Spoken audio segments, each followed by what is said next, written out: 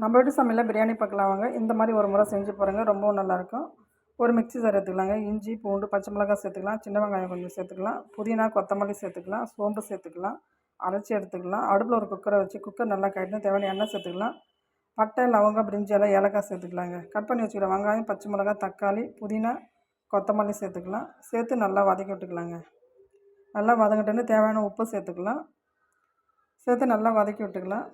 நான் வந்து இன்றைக்கி வீட்டு அரிசியில் தாங்க பிரியாணி செய்கிறேன். ரொம்பவும் நல்லாயிருக்கும். நம்ம அரைச்சி வச்சுக்கிற இஞ்சி, பூண்டு, புதினா அதில் சேர்த்துக்கலாங்க. சேர்த்து நல்லா வதக்கி விட்டுக்கலாம். கொஞ்சமாக தயிர் சேர்த்துக்கலாம். சேர்த்து நல்லா வதக்கி விட்டுக்கலாங்க. நல்லா வதங்கிட்டோன்னு கழுவி வச்சுக்கிற கறியை அதில் சேர்த்துக்கலாம்.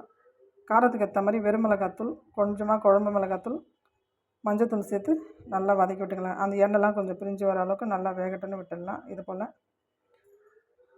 அரிசி கழுவி சேர்த்துக்கலாங்க. ஒரு அளவு அரிசி, 2 அளவு தண்ணி சேர்த்துக்கலாம்.